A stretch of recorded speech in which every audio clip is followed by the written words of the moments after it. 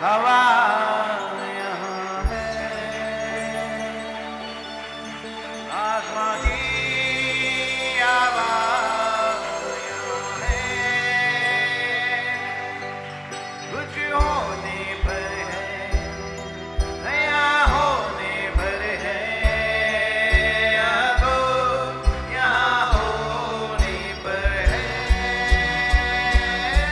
कुछ होने पर है, नया होने पर है, अब यहाँ होने पर है, आत्मा की हवा यहाँ है, आत्मा की आवाज यहाँ है, आत्मा की हवा यहाँ है, आत्मा की आवाज यहाँ है, कुछ होने पर है, नया होने पर है, अब यहाँ होने पर है, कुछ होने पर है, नया होने पर है, अब यहाँ होने पर है, कुछ नहीं था जब सुनसान थी ये धरती, पेड़ों अंधेरों में डूबी, कुछ नहीं था जब सुनसान थी ये धरती, भेड़ों अंधेरों में डूबी। वहाँ ठहरा प्रभु का आत्मा, सुंदर ये सृष्टि बन गई, वहाँ ठहरा प्रभु का आत्मा,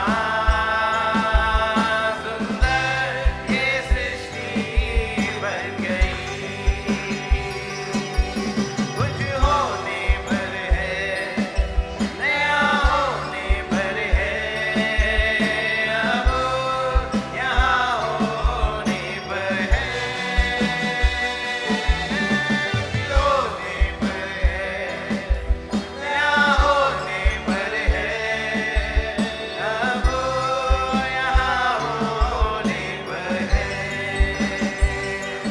टूटा हुआ जो फिर से बनाएगा, मिलाप को तेरे हर्ष में वो बदलेगा, टूटा हुआ जो फिर से बनाएगा, मिलाप को तेरे हर्ष में वो बदलेगा, उदासी को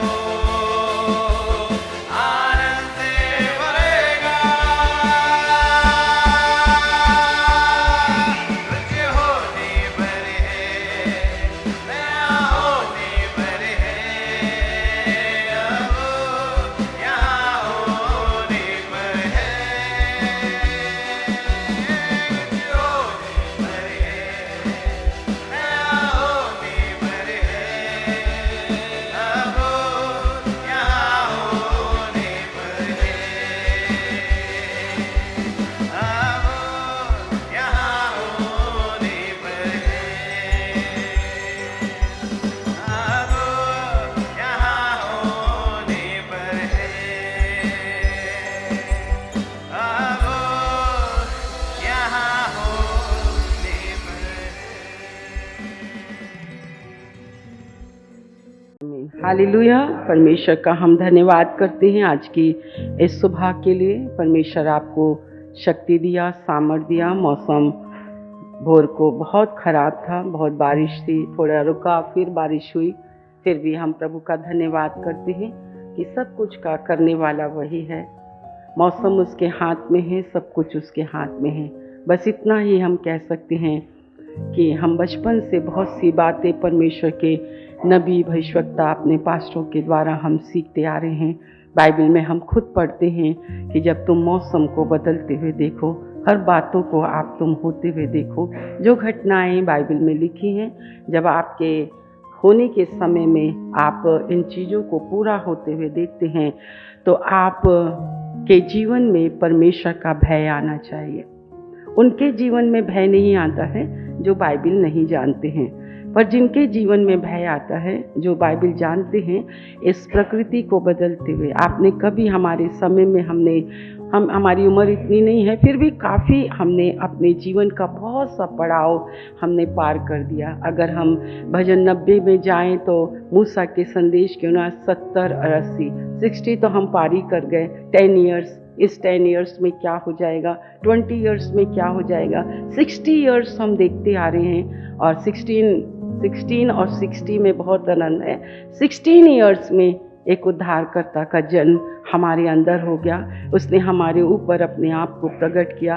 अद्भुत बातें अपने वचन के द्वारा भेदों को खोलता है, सत्य की जानकारी देता है, बाइबल पढ़ने की जानकारी देता है। बाइबल जब हम पढ़ते हैं तो उस बाइबल पर विश्वास करने की सामर्थ देता है। तो जब ये बातें होती हैं, भूकंप होता है, नगर गिर जाते हैं, सुनामी आ जाता है, भूकंप आ रहे हैं, ज्वार फूट रहे हैं, वो आग लग रही है, नगर डूब रहे हैं, ये डूब रहे हैं, तो पूरे न्यूज़ चैनल आप देख लो, आपका भी मुंह कोई न्यूज़ चैनल से कम नहीं है। ठीक है, लोगों को ना बातचीत करने का एक मौका मिलना चाहिए। उनको एक सब्जेक्ट छेड़ दो और सामने वाले इंसान से पूछो तो मैं तो अचंभा ही रह जाती, माय गॉड, ये तो साइंस भी जानता है, ये तो ज्योग्राफी भी जानता है। अब वो कौन इंसान आश्चर्य करता है जिसको खुद को नॉलेज नहीं होता है। तो सामने वाला तो जो भी बोल रहा है वो सही बोल रहा है, परंतु ज्ञानवानों के सामने कोई नहीं बोलता। जैसे मेरे यीशु के सामने फरीसी और सदूकी कभी कोई बातचीत नहीं कर पाए। हालेलुया।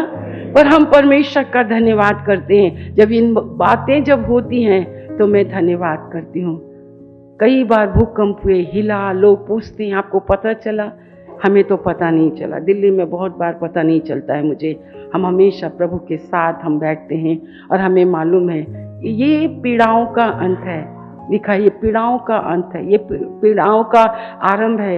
इससे तुम डरना नहीं, इससे तुम घबराना नहीं, परंतु तुम और सचेत होना और मुझसे प्रेम करना और मेरी आराधना करना और वो करना। तो ये सब बातें, ये सारी घटनाएं जब हम अपने समय में पूरा होते हुए देखते हैं। हमने बारिश के समय में बारिश का अनुभव किया है, बारिश के समय में बारिश का अनुभव, ठंड के समय में हमने ठंड का अनुभव किया, गर्मी के समय में हमने गर्मी का अनुभव किया। अब आप बताओ किसान किस वक्त फसल काटे और किस वक्त जो है वो फसल को बोए, क्योंकि बोने के समय और काटने के समय बोते हैं तो बारिश नहीं होती है। जो कुछ फसल उगता है जब काटने की बारी आती है तो फसल में क्या हो जाता है, बारिश आ जाती है और पूरे कीड़े पड़ने लग जाते हैं। और ये सब जो है यीशु मसीह के आने के समय में अकाल का होना निश्चित। महंगाई बढ़ जाएगी, बहुत महंगाई। शायद हम धनवान सोचे कि हो सकता है हमारे पास पर्याप्त धन है कि हम धन से वो खरीद सकते हैं, पर हो सकता है एक वक्त 1 महीने का अनाज खरीदते आपका सारा धन खर्च हो जाएगा। फिर गरीब का तो कुछ कहना ही नहीं है, गरीबों का तो कुछ कहना ही नहीं है। परंतु मेरे प्रियो, परमेश्वर का पुत्र हमारे जीवन में इसलिए आया कि बाइबल कहती है मिस्र और गेशोन, समझते हो, प्रतिज्ञा का जो स्थान है जहाँ पर परमेश्वर हमको रखता है, एक स्थान है जो गेशोन कहलाता है उत्पत्ति की पुस्तक में। वहाँ पर कभी अकाल नहीं हो सकता। एक मसीही अगर वास्तव में वास्तविक मसीही है, आपको पता है हमारी जीवन शैली, लाइफ स्टाइल जिसको कहते हैं, चर्च में हमारी जो लाइफ स्टाइल है बाहर आधुनिकता से नहीं है। मैं कई बार कहती हूँ हम आपसे प्यार करते हैं, आप इधर उधर से नहीं आए हैं, आप यहाँ आए परमेश्वर के वचन के द्वारा, आप सुने, परमेश्वर ने आपको आशीष दी। हमें स्वर्ग से अधिकार है कि हम अधिकार पूर्वक आपसे कह सकें। परायों से, गेस्टों से कोई ऐसा बात नहीं करता। वो कहता जो बातें मैं तुमसे कहता हूँ मैं संसार से नहीं कहता, मैं संसार के लिए विनती नहीं करता हूँ, पर मैं तुम्हारे लिए विनती करता हूँ। इसलिए हम अधिकार से आपसे बोलते हैं, आपकी जो लाइफ स्टाइल है, आपकी जो जीवन शैली है, वो आधुनिकता या संसार के अनुसार नहीं होनी चाहिए। आपकी जो लाइफ स्टाइल है, मैं तो सोचती खैर मैं ही बोलती हूँ, पर हर परमेश्वर का जन इस बात को कहता है कि परमेश्वर के इस वचन के अनुसार मेरी लाइफ स्टाइल होनी चाहिए। मुझे किसके साथ बैठना है, किसकी संगति छोड़नी है, कहाँ रहना है, क्या खाना है, क्या पीना है, ये सब मेरी बाइबल सिखाती है मुझे, ये बाइबल मुझे सिखाती है। तभी परमेश्वर हमसे कहता है इस संसार में तुम बहुत सारे लोगों से अलग हो। एक बात मैं आज आपको सिखा रही हूँ जो मैंने अपनी लाइफ में सीखा है। मैं बहुत भावुक हूँ, परंतु परमेश्वर के मामले में हम भावुक नहीं हो सकते हैं, क्योंकि परमेश्वर फीलिंग का परमेश्वर नहीं है। वो मेरी फीलिंग के अनुसार नहीं जाता। ये आपकी भावना है ना, हमेशा बदल जाती है। अगर कोई आपकी सुनता है तो आप उसको बहुत प्यार दिखाएंगे, पर अगर आपकी वो नहीं सुनेगा तो आप एक सेकंड में जो आपकी प्रेम की फीलिंग है ना, उसके प्रति बदल जाएगी। कोई आपकी इच्छा पूरी करे तो बिल्कुल सही है। दुख की बात तो यही है कि हम अपने स्वामी के प्रति वफादार नहीं हैं। हमारा स्वामी हमारे लिए बहुत वफादार है, परंतु हम अपने पल भर के सुख और पल भर के आनंद के लिए हम उस दुष्ट की बातों में आ जाते हैं। परंतु आइए हम पढ़ें उसके एक पद से। हाँ, इसलिए हे मेरे पुत्र, तू उस अनुग्रह से जो मसीह यीशु में है बलवंत हो जा, और जो बातें तूने बहुत से गवाहों के सामने मुझसे सुनी हैं उन्हें विश्वासी मनुष्यों को सौंप दे, जो दूसरों को भी सिखाने के योग्य हों। मसीह यीशु के अच्छे योद्धा के समान मेरे साथ दुख उठा। जब कोई योद्धा लड़ाई पर जाता है तो इसलिए कि अपनी भर्ती करने वाले को प्रसन्न करे, अपने आप को संसार के कामों में नहीं आइए फंसाता। बोलो, अपने आप को संसार के कामों में नहीं फंसाता। बोलो, अपने आप को संसार के कामों में नहीं समाता, है ना। हम चर्च में चाहते हैं कि हम लोगों को सिखाएं, तो अगर आपके अंदर लोगों को सिखाने की, ये बहुत अच्छी बात है कि पौलुस एक तीमुथियुस को सिखा रहा है, उसको इतना सिखाने के लिए तैयार कर रहा है कि वो दूसरों को सिखाए, दूसरों को सिखाए। जैसे हमारे जवान बच्चे खड़े हो रहे हैं, मैं उनको कह रही हूँ अब आधा समय मैं बैठूंगी, तुमको जो तुमने सीखा है, जब तक आप और मैं सीखेंगे नहीं, हमें दूसरों को सिखाने का कोई अधिकार नहीं है। हमें सीखना है। वही सब्जेक्ट चुनिए जिस सब्जेक्ट से परमेश्वर आपको सिखाया है। हर कोई, हर भाषा, हर इसमें बहुत से विषय हैं, हम हर विषय को पार नहीं कर सकते। कोई पवित्र आत्मा का सेवक होता है, कोई विश्वास का होता है, कोई प्रार्थना का होता है, कोई हीलर होता है। ये अलग अलग प्रकाशन परमेश्वर देता है। अब आप कहें कि बाइबल की सारी बातों को, ऐसा नहीं होता। एक उसमें है ना, हम एमफिल करते हैं, है ना, किसी एक सब्जेक्ट में हम एमए करते हैं। पीएचडी का क्या मतलब होता है? हर विषय का अलग अलग उसको पढ़ा जाता है और उसमें काफ़ी टाइम लगता है। 5-5 साल एक एक सब्जेक्ट को पढ़ने में लगता है। अब वो थोड़ी ना कि हमने 1 से 12 किया नहीं है और 12 के बाद सीधा इधर उधर से फीस भर के बोले चलो हम पीएचडी कर रहे हैं। ऐसे नहीं हो सकता है। 2 शब्द, 3 शब्द, 4 शब्द, हम टीचर हैं, हम एक बच्चे को पहले 2 शब्द में हम उनको पढ़ाते हैं, फिर तीसरे शब्द में, और जब उनका ये जो नींव बहुत मजबूत हो जाता है, ऐसे विद्यार्थी जो होते हैं, स्टूडेंट्स जो होते हैं, उनकी जो पढ़ाई होती है वो बहुत बहुत अच्छी होती है। वो अटक कर स्पेलिंग नहीं पढ़ते हैं, क्योंकि उनकी टीचर उनको इतने अच्छे से पढ़ाती है कि उनको वो बातें समझ में आ जाती हैं।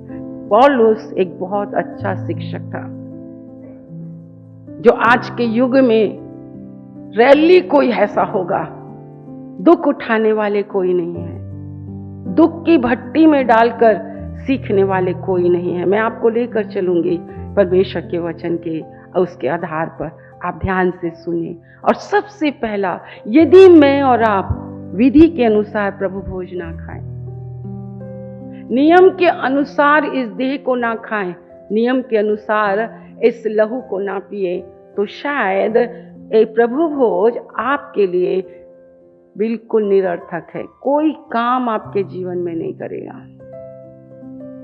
प्रभु भोज मसीह की देह और मसीह का लहू पूरे मेरे शरीर की चंगाई का कारण है, मेरे श्राप के छुटकारे का कारण है। प्रकृति की सामर्थ बोले, दुष्टात्मा की सामर्थ बोले, वंश का श्राप बोले, किसी भी प्रकार की कोई चीजें हैं, यदि मैं विधि और नियम के अनुसार प्रभु भोज खाती हूँ, ये प्रभु भोज ईसाई होने के कारण मेरे प्रियो, हम जानते हैं कि प्रभु भोज किनको खाना चाहिए और किनको नहीं खाना चाहिए। और जो अनुचित रीति से खाता है, जो विधि और नियम के अनुसार नहीं खाता, उसकी आत्मा इतनी दुर्बल होती है कि झट मैंने कहा ना, वो मौसम के अनुसार उनका विश्वास उल्टा पुल्टा होता रहता है। परमेश्वर का वचन नए साल में आप बहुत अच्छे ढंग से सुने, आपका स्वामी आपके लिए बहुत वफादार है, तो तिमोथियस भी को वफादार होना है, हमें वफादार होना है, हमें अपने स्वामी के प्रति वफादार होना है। फिर से एक वचन से हम देखेंगे, हाँ, इसलिए हे मेरे पुत्र, तू उस अनुग्रह से जो मसीह यीशु में है बलवंत हो जा, और जो बातें तूने बहुत से गवाहों के सामने मुझसे सुनी हैं, उन्हें विश्वासी मनुष्यों को सौंप दे, जो दूसरों को भी सिखाने के योग्य हो। मसीह यीशु के अच्छे योद्धा के समान मेरे साथ दुख उठा। जब कोई योद्धा लड़ाई पर जाता है तो इसलिए कि अपने भर्ती करने वाले को प्रसन्न करे, अपने आप को संसार के कामों में नहीं फंसाता। फिर अखाड़े में लड़ने वाला यदि विधि के अनुसार ना लड़े तो मुकुट नहीं पाता। जो किसान परिश्रम करता है, फल का अंश पहले उसे मिलना चाहिए। जो मैं कहता हूँ उस पर ध्यान दे, और प्रभु तुझे उस बातों की समझ देगा जो मैं तुम्हें, देखिए अब यहाँ पे पौलुस है, पौलुस के स्थान पर हम खड़े हैं, हम आपको परमेश्वर के बारे में हम आपको समझा सकते हैं, हम आपको क्या कर सकते हैं, समझा सकते हैं। पर पौलुस कहता है इस पर ध्यान दे, आपको ध्यान देना है। जो बातें आपको सिखाई जाती, कई बार मैं बहुत पर्सनली हो जाती हूँ, ऐसा हमारे साथ कभी नहीं हुआ। शायद उसी चोट ने मुझे, मैं तो कभी जानती भी नहीं थी, कभी सोच भी नहीं सकती थी कि परमेश्वर कभी मुझे ऐसा भी इस्तेमाल करेगा, ऐसा उपयोग भी करेगा, क्योंकि ये मेरे नेचर के, मेरे स्वभाव के बिल्कुल विपरीत है। परंतु ये परमेश्वर के चुने जाने पर है। प्रभु का मैं बहुत धन्यवाद करती हूँ। इसलिए हम बहुत पर्सनल चले जाते हैं, क्योंकि मैं बहुत ही व्यक्तिगत रीति से, मैं किसी धर्म की रीति पर या ईसाई की रीति पर मैं परमेश्वर की सेवा नहीं करती हूँ। परमेश्वर की सेवा मैं इसलिए करती हूँ क्योंकि प्रभु ने मुझ पर अपने आप को प्रकट किया। उन्होंने मुझे बहुत मनाया मेरे प्रभु ने मुझे बहुत मनाया। क्यों मनाया? क्योंकि मेरी थिंकिंग गलत थी, मेरे थॉट गलत थे, मेरा दृष्टिकोण गलत था। क्योंकि मेरे आसपास में जब मैंने लोगों को देखा, विश्वासियों को देखा, परमेश्वर के लोगों को बुरा भला कहते हुए देखा, उनका अनादर करते हुए देखा, उनके बारे में बोलते हुए मैंने देखा, तो मैंने कहा ये क्या चीज़ें हैं, ये क्या चीज़ें हैं। ये चीज़ें, लोगों की बातें हमें परमेश्वर के बुलाहट से पीछे करती हैं। परंतु हम परमेश्वर का धन्यवाद करते हैं, जब प्रभु हमारे साथ खड़ा रहता है तो उसका वो वचन हमारे जीवन में पूरा होता है। अगर परमेश्वर तुम्हारी ओर है तो तुम्हारा विरोधी कौन हो सकता है? ना मनुष्य, ना शैतान, ना प्रकृति, ना किसी प्रकार की कोई कमी और घटी, कोई भी बातें नहीं। बहुत सी बातों पर जब हम ध्यान नहीं देते हैं, हमको ध्यान देना बहुत ज़्यादा ज़रूरी है। चर्च में अगर आप ध्यान ना दें तो शायद आपकी आत्मिक जीवन की उन्नति कभी नहीं होगी। और जब प्रभु ने धीरे धीरे मेरे जीवन में अपनी बुलाहट को करना शुरू किया, तो जो गलतियाँ मैंने देखी, जो बातें मैंने देखी, मैंने अपने प्रभु से प्रार्थना की कि प्रभु मैं कभी भी आपकी चीज़ों का दुरुपयोग कभी ना करूं, आपकी आत्मा का दुरुपयोग कभी ना करूं, आपकी बुलाहट को मैं कभी भी अपनी रोटी सेकने का स्थान मैं कभी ना बनाऊं। मुझे ये नहीं है कि मेरा पेट भर जाए और परमेश्वर की भेड़ें भूखी रहें, पर हमारी इच्छा ये है, जैसे मेरे प्रभु का स्वभाव है, मैं भूखा रहा ताकि तुमको रोटी मिल सके। ये परमेश्वर है, ये प्रभु है। आज का दिन यहोवा ने बनाया है कि आज आप यहाँ से उद्धार पाकर जाएं, क्योंकि कल हो या ना हो हमें नहीं मालूम, पर जैसे भी हो, पर हम इस बात के लिए तैयार हो रहे हैं कि हम प्रभु के साथ हम उठा लिए जाएं। हालेलुया। बाइबल कहती है अखाड़े में लड़ने वाला यदि विधि के अनुसार ना लड़े तो मुकुट नहीं पाता। यदि आप विधि के अनुसार प्रभु भोज ना खाएं, दशवांश ना दें, पवित्रवार के दिन को पवित्र ना माने, विधि के अनुसार, नियम के अनुसार यदि आप आराधना ना करें, नियम के अनुसार, विधि के अनुसार अगर आप परमेश्वर के पास करीब ना आए, तो मैं नहीं जानती कि आपको अनंत काल का मुकुट आपको मिलेगा, आपको जीवन का मुकुट मिलेगा, आपको धर्म का मुकुट मिलेगा। आपको मालूम है बहुत सारे मुकुट हैं बाइबल में, बहुत सारे मुकुट हैं बाइबल में। हमने एक दो बार बाइबल स्टडी में शुक्रवार के दिन हमने पढ़ाया भी है, आप YouTube में देख लेंगे कि किस किस बात में आपको मुकुट मिलने पर। हम कभी इन बातों में ध्यान ही नहीं जाते, हम कभी इस चीज़ों को हम ध्यान नहीं उठाते। 9वां वचन लिखा है, हाँ, के लिए मैं कुकर्मी के समान दुख उठाता हूँ, यहाँ तक कि कैद भी हूँ, परंतु परमेश्वर का वचन कैद नहीं। हाँ, यीशु मसीह से यहूदियों ने बैर रखा। प्रेरितों के काम की पुस्तक में अगर आप पढ़ो तो यहूदियों ने से इतना बैर किया कि उसमें किसी भी प्रकार का दोष ना पाकर भी पिलातुस से विनती करके उसको क्रूस पर चढ़ा दिया। चर्च, ध्यान रखना इस बात को।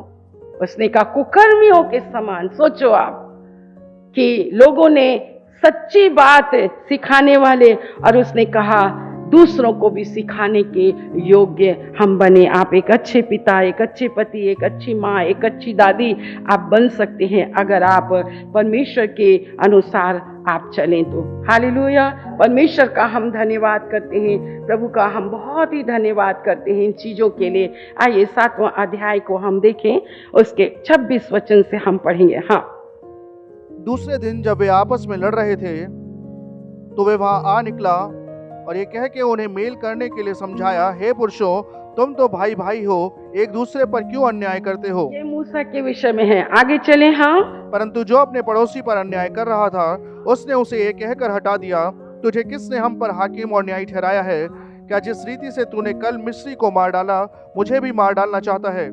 ये बात सुनकर मूसा भागा और मिद्यान देश में परदेशी होकर रहने लगा, और वहां उसके 2 पुत्र उत्पन्न हुए। आप देखिए मूसा की घटना यहाँ पर इसलिए है, जब वो फिरौन का पुत्र था, मिस्रियों के बीच में 2 भाइयों को मारते हुए देखा तो भाईचारे की प्रीति उसके अंदर उठ खड़ी हुई, और उसने क्या किया, उस मिस्री को मारा और अपने भाई को बचाया। और इस प्रकार जब उसके पोल पट्टी खुल गई कि तू तो हत्यारा है, तू ऐसा है, तेरे को किसने हमारे ऊपर न्याय ठहराया, ये ठहराया, वो ठहराया, और जब वहां से भागा, ये मूसा का जीवन था। पर मूसा का जीवन एक और ही है कि परमेश्वर ने उसको झाड़ियों में दर्शन दिया। क्यों? क्यों? भाईचारे की प्रीति के कारण। अगर आपके जीवन में भाईचारे की प्रीति नहीं है, वो भाईचारा नहीं जो आपके माँ बाप के द्वारा, है ना, हर स्त्री से जो जन्मा है वो पापी है, ये अय्यूब अपनी पुस्तक में कहता है। पर हर प्रभु यीशु मसीह पर विश्वास करने के द्वारा, परमेश्वर के अविनाशी बीज के द्वारा जब आपका और मेरा जन्म होता है परमेश्वर के घर में, तो हम पिता परमेश्वर की संतान बनते हैं। हमारा सबसे बड़ा भाई यीशु मसीह होता है, और उस भाई पर विश्वास करने के द्वारा जितने भी भाई होते हैं वो सब के सब भाई भाई होते हैं। अगर भाई भाई के प्रति प्रेम नहीं है, वही प्रेम, तो आप सोच लीजिए कि शायद आप परमेश्वर की दृष्टि में अवार्ड पाने के लायक नहीं हैं। स्वार्थ की बात नहीं है यहाँ पर। ये पूरी बाइबल कहाँ से परमेश्वर ने एक छुड़ाने वाले का प्रबंध किया, पूरी बाइबल में आपके और मेरे विषय में यहाँ पर संदेश लिखा गया है। 30 वचन में अगर हम देखेंगे तो क्या लिखा है। हाँ, जब पूरे 40 वर्ष बीत गए तो एक स्वर्गदूत ने सीने पहाड़ के जंगल में उसे जलती हुई झाड़ी की ज्वाला में दर्शन दिया। मूसा को यह दर्शन देखकर आश्चर्य हुआ, और जब देखने के लिए वो पास गया तो प्रभु का ये शब्द हुआ, मैं तेरे बाप दादों। परमेश्वर अपना परिचय मूसा को कैसे दे रहा है? झाड़ी में दर्शन देकर भाईचारे की प्रीति को प्रभु ने देखा, उसने उसकी उस जलन ने उस भाई को मारा, उसको पीटा। परमेश्वर ने इस चीज को देखकर कहा, क्या कहा? मैं तेरे बाप दादों अब्राहम, इसहाक और याकूब का परमेश्वर हूँ। तब तो मूसा कांप उठा, यहाँ तक कि उसे देखने का हियाव ना हुआ, क्योंकि वो झाड़ी में भी देख चुका था। झाड़ी में आप देखिए वो आग। अगर ऐसा आदर और ऐसा सम्मान जब आप प्रभु के पास आते हैं, उसकी आराधना करते हैं, सेवा करते हैं, चाहे आप किसी भी प्रकार से छोटा इंस्ट्रूमेंट्स बड़ा इंस्ट्रूमेंट्स अगुवाई करें, आप बैठें, ये तो आपकी दृष्टि में आप इस तरह से ऊंचा नीचा कर देते हैं, परंतु परमेश्वर की दृष्टि में वही मनुष्य अवार्ड पाने के लायक होता है कि उसने उस आवाज़ को सुनकर उसने ऐसा हियाव उसके अंदर नहीं हुआ कि वो अपना सर भी उठा सके। परमेश्वर आपकी आत्मा में बहुत ही ज़्यादा अपने प्रति सम्मान देता है। क्या सीखा हमने? यदि हम, मेरा सब्जेक्ट ये नहीं था, पर प्रभु लेकर चला आपको, जो विधि के अनुसार ना खाए, विधि के अनुसार चर्च ना आए, विधि के अनुसार बाइबल ना पढ़े, विधि के अनुसार वचन ना सीखे, विधि के अनुसार चलना ना सीखे, यदि आप परमेश्वर की आत्मा को शोकित करते हैं, प्रभु की आवाज़ को नहीं सुनते, अपनी ही इच्छा पूरी करते हैं, अपनी ही मर्जी पूरी करते हैं, तो आपको परमेश्वर की ओर से जो अवार्ड है अनंत जीवन का अधिकारी होने का, आप उससे वंचित हो जाओगे। चर्च इसलिए है कि तुम यीशु मसीह पर विश्वास करके अनंत जीवन पाओ। यीशु मसीह पर विश्वास करने से आपको पापों की क्षमा मिलती है, और लिखा है जिसके पुत्र क्षमा कर दे वो चंगा हो जाता है और जीवन चंगा रहेगा। अगर विश्वास के परखे जाने के लिए भी तकलीफ भी आए तो उसको वो तकलीफ नहीं लगती, क्योंकि हमारा विश्वास बढ़ता है, हम उससे बढ़कर प्रभु में हम आगे आते हैं। परंतु मेरे प्रियो, इस नए महीने में जब आप उसकी देह में शामिल होने जा रहे हैं, तो पौलुस के इस वचन को जो उसने तीमुथियुस से सिखाया, अखाड़े में लड़ने वाला अगर अपने आप को संसार की रीति विधि के अनुसार चर्च मत आइए, संसार की रीति विधि के अनुसार आप परमेश्वर को खुश करने की कोशिश ना करें। ढूंढे कि परमेश्वर आपके किस बात से खुश होता है। और मैंने इस नए महीने में 4 बातें आप बताई, बहुत सारी बातें हैं। बोलो, परमेश्वर विश्वास करने वालों से खुश होता है, अपने बात के माने जाने से खुश होता है। लिखा है जो उसका आदर करते हैं, जो उससे डरते हैं, परमेश्वर उससे खुश होता है। और लिखा जो विश्वास से काम करते हैं, परमेश्वर उससे खुश होता है। केवल विश्वास ही काफ़ी नहीं है, विश्वास से काम भी करो। हालेलुया, विश्वास से काम करो। हमें मुकुट के लिए दौड़ना है, हमें अनंत जीवन के लिए दौड़ना है, हमें स्वर्ग राज्य के अधिकारी होने के लिए।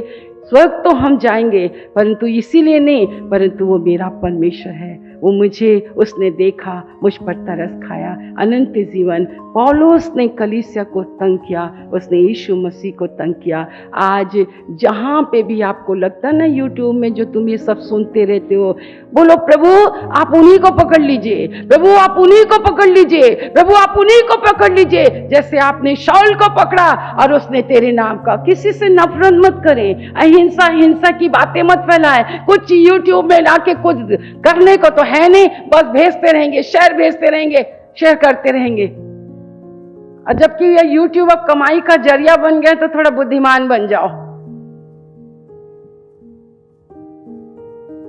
आओ हम अपने परमेश्वर के लिए विधि से आराधना करें, विधि और नियम के अनुसार विश्वास करें, विधि के अनुसार हम प्रभु भोज को खाएं, विधि के अनुसार हम करें। आइए अपनी आंखों को हम बंद करें।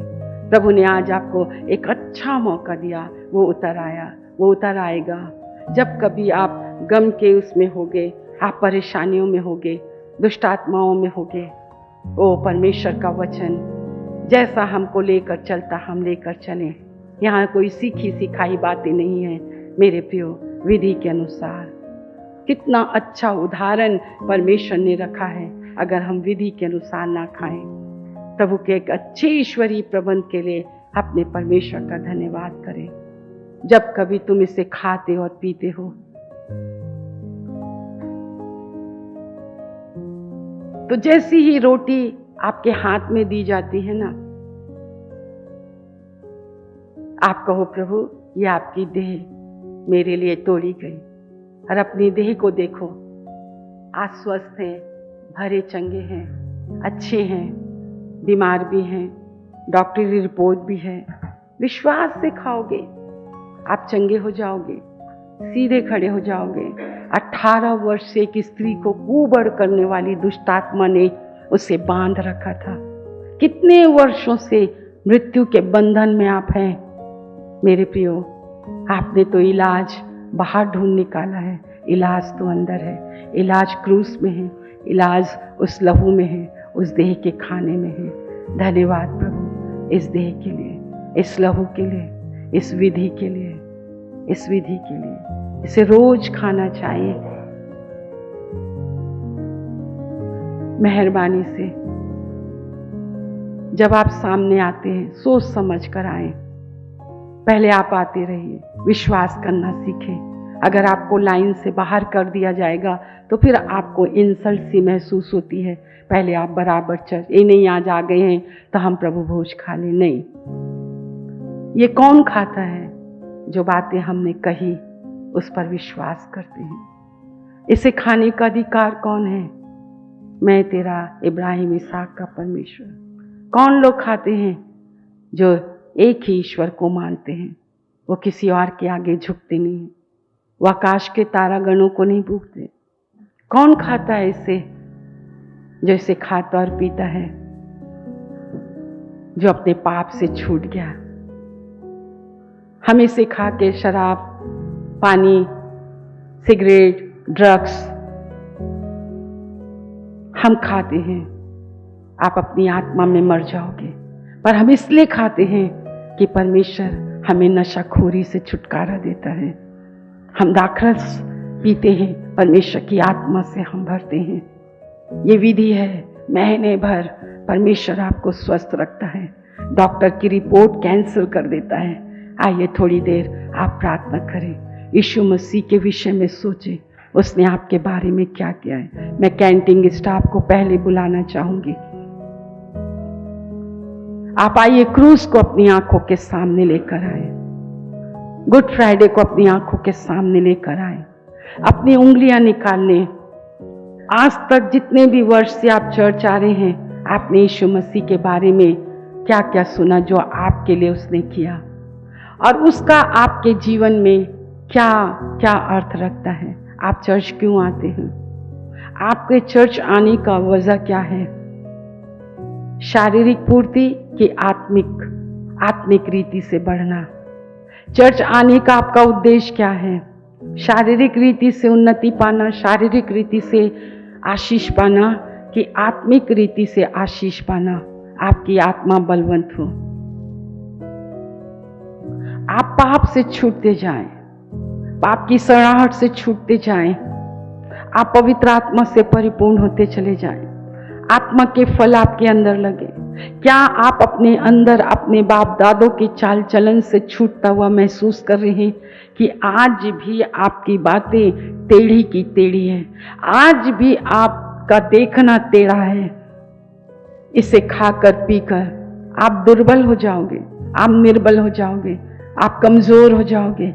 आपको प्रार्थना करना नहीं आएगा, आपको आत्मा में प्रार्थना करना नहीं आएगा। आप किसी दूसरे के को सिखाने वाले नहीं बनेंगे। आप दुर्बल हो जाएंगे, निर्बल हो जाएंगे, और समय से पहले आप सो जाएंगे। सो जाएंगे तो आपको प्रभु यीशु मसीह नहीं उठाएगा, आप कब्र में सड़ जाएंगे। आप बुराई के लिए जी उठेंगे, परंतु जिन्होंने भला किया है वो भलाई के पुनरुत्थान के लिए उठेंगे। मैं परमेश्वर का धन्यवाद करती हूँ, मेरे प्रभु ने मुझे वचन की व्यवस्था सिखाई है। मैं ईसाई नहीं हूँ, मैं ईसाई नहीं हूँ। बाइबल के अनुसार जीवन जीना चाहती हूँ, बाइबल के अनुसार बोलना चाहती हूँ, बाइबल के अनुसार सुनना चाहती हूँ। मैं हर उस संगति को छोड़ दूंगी जो मेरे प्रभु का अपमान करते हैं, उसको ठट्टों में उड़ाते हैं। हमें धन की आवश्यकता नहीं है।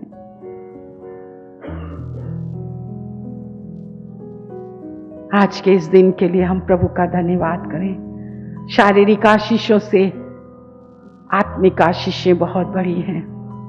उसने कहा मूसा को क्या हुआ? आप भी कहते हैं ये क्या आत्मिक बातें, ये क्या दुआ प्रार्थना की बातें, ये क्या ये बातें, आपको वो बातें अच्छी नहीं लगती। आपको सिर्फ 5 मिनट की प्रार्थना अच्छी लगती है। ज्यादा प्रार्थना करना आपको अच्छा नहीं लगता है। ज्यादा प्रभु में रहना आपको अच्छा नहीं लगता है। आप देखी हुई बातों को देखकर चल रहे हैं। आप इसी पृथ्वी के हैं, हम इस पृथ्वी के नहीं हैं। हम आगे जाएंगे, हम सड़ने नहीं पाएंगे। आएंगे प्रभु भोज हम लेंगे। और जिस रात उसने रोटी ली, उसने तोड़ा और उसने कहा ये मेरी देह है। उसी प्रकार ब्यारी के पीछे उसने कटोरा भी लिया और कहा ये मेरी देह है, जो तुम्हारे पापों के निमित्त, तुम्हारे पापों को क्षमा करने के लिए बहाया गया है। अर्थात जब हम इसे विश्वास से खाते हैं और विश्वास से पीते हैं तो हमारे पाप क्षमा हो जाते हैं और फिर हम पाप नहीं करते, हम धर्मी ठहराए जाते हैं। हमको परमेश्वर निर्दोष ठहराता है और हम अपने जीवन में निर्भीकता पूर्वक जीते हैं। ओ मेरा प्रभु, इस संसार में हम जरूर हैं, पर इस संसार के पाप से हम बचे रहते हैं। प्रभु आपको आशीष दे कि आप इसको खाते हैं क्योंकि आप विश्वास करते हैं। उसकी देह आपके लिए तोड़ी गई, आपके पाप के लिए। मेरे प्रियो, एक और बात मैं आपको बताना चाहती हूँ, शायद आप इसे नजरअंदाज करते हैं। आप मेरी ओर देखें और कहें मेरे परमेश्वर ने मेरे पाप का लेखा जोखा, जिसे न्याय कहते हैं, मेरे लिए मेरे यीशु ने न्याय चुकाया।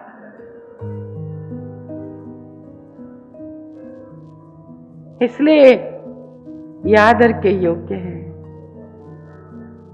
कि जाति, धर्म, भाषा ये आपसे बढ़कर है। जैसा आप सोचते हैं मेरा परमेश्वर ऐसा नहीं है।